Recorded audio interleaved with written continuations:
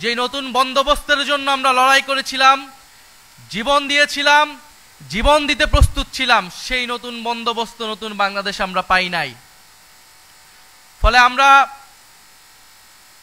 সেই সময় থেকে এখন পর্যন্ত বলে এসেছি, এই জন্য আমাদের জুলাই গণ অভ্যুত্থান সমাপ্ত হয় নাই।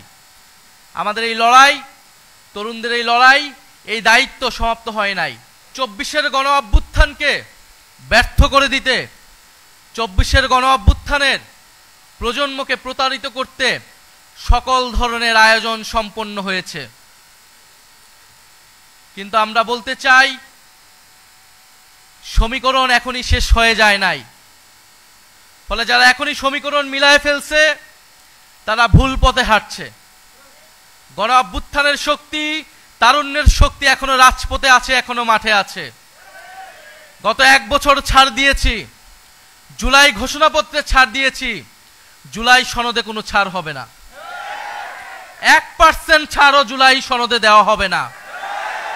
যেই মৌলিক সংস্কারের রূপরেখা জনগণের পক্ষ থেকে ঘোষণা করা হয়েছে, যেই মৌলিক সংস্কার, যেই নতুন বন্দোবস্তের কথা আমরা বলেছি, যেখানে গণতন্ত্র নিশ্চিত হবে, স্বৈরাচার আর ফিরে আসতে পারবে না, রাষ্ট্র কাঠামোকে গণতান্ত্রিক হিসেবে করে তুলব, সেই জুলাই সনদে আমরা 1 বিন্দু পরিমাণ ছাড় দিব না।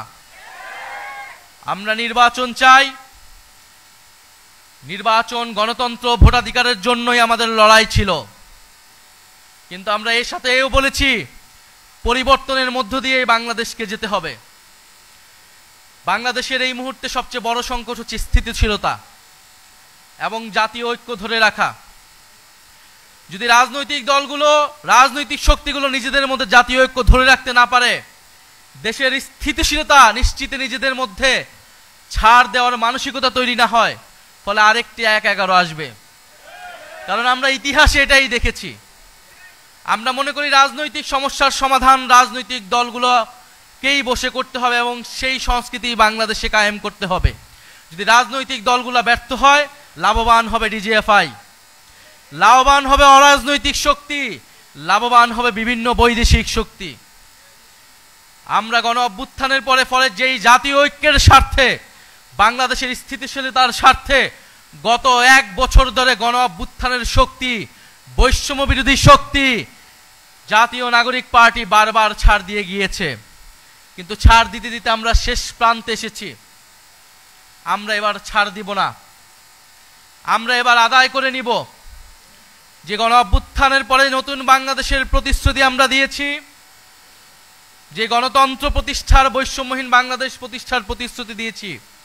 অন্তর্বর্তী সরকার যেই প্রতিশ্রুতি দিয়ে, যেই শহীদের রক্তের উপর দিয়ে প্রতিষ্ঠিত হয়েছে, সেই প্রতিশ্রুতি আদায় না করে এই সরকার যেতে পারবে না। সেই প্রতিশ্রুতি বাস্তবায়ন না হওয়া পর্যন্ত কোনো রাজনৈতিক দল ক্ষমতায় আসতে পারবে না।